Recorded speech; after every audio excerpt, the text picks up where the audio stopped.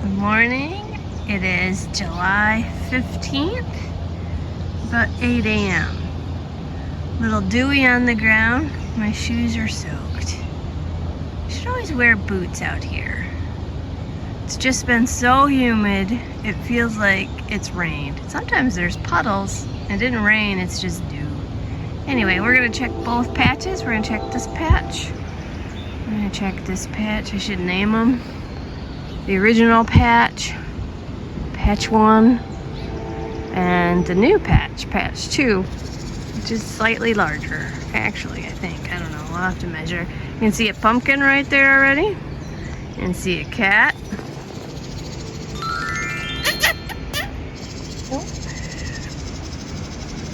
And Maggie's around here somewhere, hiding. She's sad because she wanted to go for a walk real quick, and I'm like, I don't have the right boots on yet. Look at her, she's way down there in the sun. I think my friend is home. Okay. She has a friend next door that she likes to play with, big German Shepherd and Grizzly. And they're best buds. This is the Vanderwielen on this side, and then on this side is the Bernstrom. 1501 Vanderwielen, 2501 Bernstrom, and she has given me, hi Stitch, she has given me this giant basketball-sized pumpkin so far, even though she doesn't have very many secondaries, because if you remember, I thought I was just going to use her for pollination purposes, and thought I'll just lop off all her secondaries. And, well, she ended up being my only pollination for a while. So I'm not sure. I'll have to check when this was pollinated. July 4th or somewhere around there. Stitch, I need you to not knock off my pumpkins. He hates me in the house. All of a sudden I get outside here. He's Mr. Friendly. Yeah. So he's pretty big, so I gave him a big board thinking that she's gonna grow.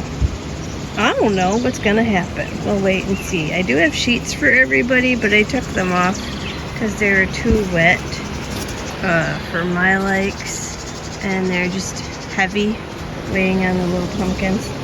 So here is a Bernstrom. You see the difference in shape. She was pollinated on the 7th. But since the Vanderwielen didn't have any flowers, male flowers at that time, I just used the Bernstrom male flowers. Good him. Alright. But then one day during a live, I did a live on Instagram. If you follow me on Instagram, you don't have to, but I did a live on Instagram, and it worked out way better than YouTube's live. I don't know, but it didn't get all fuzzy and weird. So here I pollinated this one July 7th on the live. Again, Stitch has to be photobombing me, and it seems to be doing quite well. So also got a board and a duck, and I think I'm gonna have to pull the vine up because she's flower end up, and that's not good. I have a bunch of what do you call them, pool noodles that I can use to prop up the vine so I can keep her more level, because right now she's going uphill. It's not good. I want to keep her more level, so we'll work on that. Very dewy this morning. Here's all the sheets drying off.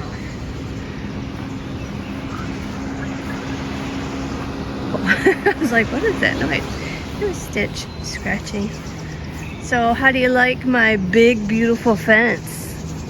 It's big and beautiful. I love it. It's so pretty, but not done yet, and possibly, I don't know. I just keep going outside the boundaries. So this is the Hornstra, the 2,226.5 Hornstra, and there's my shed, and within feet I have a bunch of pollinations, which is not great because I'm on the stone path, right? And I'll have to remember what day this pollination was, but they're also good size. They look like they're gonna be a pretty orange, or they're gonna abort, who knows. This one, the second one in line, looks like it got bit by something, bug. I saw a squash bug on here, and then I went ham on the bug medicine. So, and her line is split. And it's all secondary, so it doesn't matter, I mean. And they're not in good positions. It's not like this ground is even. So it comes down on a hill here, and this is nice and flat, but this is a hill, so putting boards down was terrible. Okay, Stitch, you want to be involved? This is a lot of pets. Okay. Don't bite it, Maggie. You guys gonna be sweet? Be sweet. I know, Butters. What is going on? She's just right there going, hi, why is there so many cats near your pumpkin? She thinks that Maggie's a cat. Anyway, so this is another secondary. This is actually pretty healthy. A little bit oblong. Kind of like, I don't know, maybe the perfect shape. Definitely looking orange. So I gave her the biggest duck. I ran out of ducks. But I don't have enough ducks. I think I might have a Christmas duck in the house, and I'm saving that one because my mommy is the first one who ever bought me a duck, and I don't want Maggie to eat it because she will steal the duck. So maybe I can go on Amazon and buy some ducks. So this one, is this one? Secondary, yeah. This one was July 6th, so this is after those other ones. And again, she's got that oblong shape because it's all the same plant, and kind of protecting her because she's in a really good position. We'll see if she starts growing like crazy. So there's one over there that is not the greatest shape. Also, again, I gotta lift up the stem.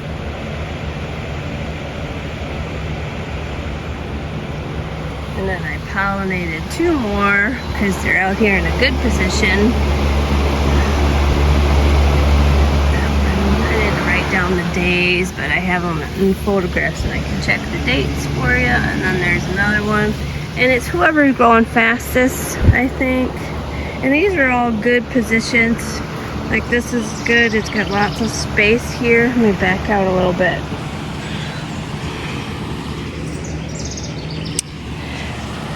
Lots of space, lots of space, lots of space. Unfortunately,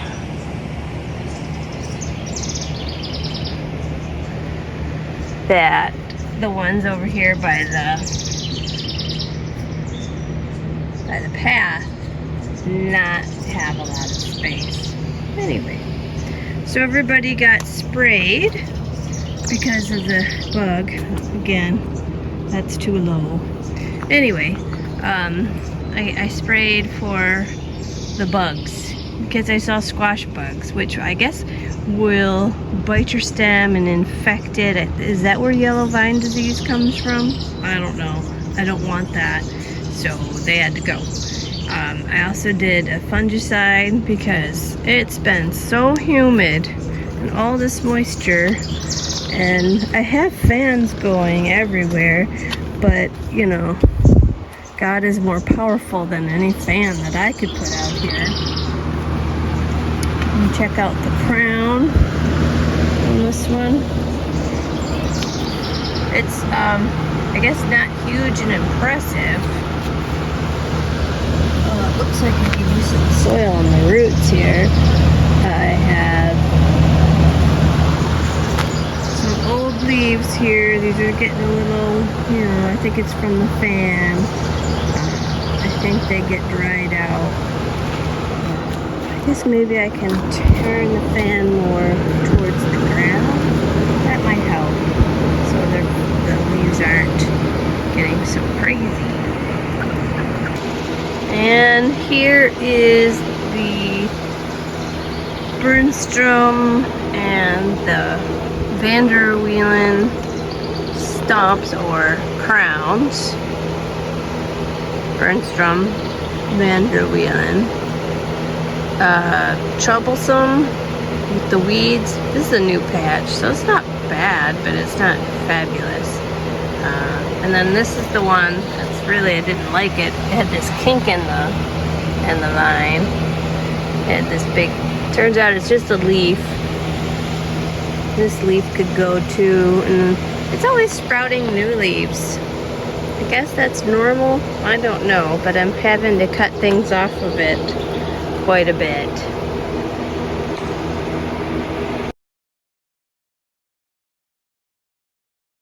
And then right next to that is one of my first raised beds. And in here I have the giant competition tomatoes. This is the Trombley, which is struggling. Uh-oh, and somebody's eating her. Oh no. I gotta find the culprit and they gotta die. And then that's mine from when I grew a 3.5 pound tomato. So we gotta find the critter who's doing this. Skeletonizing my, could be slugs, and they could come out at night. I didn't think slugs ate tomatoes, so I'll put down some Sluggo in here. Probably get that to stop. Like I said, it's so humid. Right here is another bed, and at the end of that I have okra, and then I have some pea pods, and then I have cucumber because I just wanted to jam that all in one end. Don't know why. And then in this bed there's cherry tomatoes. Sorry, I hit the phone. And then a few bell peppers, I think, and just a couple of flowers. And I think I just threw these in here. They're not caged. They're not. I better put some cages on them or something, and some at least some stakes and stake them up because they're looking a little crazy. And then over here I got baby pepper plants still. I'm so behind. I started growing them indoors and all of those died. Here's my strawberries that are a little too much. And in here I put some of the Roma tomatoes, I think. And these are cuttings that I took from the Harrison's Yellow, or the Yellow Rose of Texas. And I want to start those to have little babies to give away to people. Here is some zinnias. I've got a terrible problem with these guys everywhere. Japanese beetles are the worst. They're so gross. They eat everything. They're just having sex and pooping on everything. Here's my carrots. Here's Stitch. So here's the other side of that bed. He is trying to trip me. That's not okay, dude. And then this one is the iris that are over. They're done. They're also crowded. I need to go in through here and thin them out and redo this bed, but it's not happening just yet. I have some fun pots here because I had the space. So these are just zinnias. These are sunflowers, not competition ones, just fun ones. And then I have a competition tomato plant. This is a Trombley. I might move her to the end so she gets more sun. More zinnias, competition tomato plant. That's one of mine. Struggling. So each of us have one good one, one struggle. One on the struggle bus. Alright. Again, the big beautiful fence hasn't finished, so it's not over here. But this bed, Stitch. This bed is the green bean forest. Look at that. And it's full of Japanese beetles. Look at these guys. Ugh. Gross. So I don't want to spray over here because I eat these. I hope that there's so many that they're just not going to be able to kill all my plants. When I can, I crush them, or you get a bucket of soapy water and knock them in there, because when they jump off of things, they drop and then fly away. So if you get your bucket underneath them and then knock the leaf that they're on, they will naturally go down into the bucket of soapy water. And you go, ha ha, and then they die. And if you leave the bucket out, like I do, the raccoons come and eat them up like they're delicious little morsels, like chocolate covered candy. Ugh. Okay. Anyway, thanks for watching. Thanks for hanging out with me. And I'll see you again next time, God willing. Right, Butters?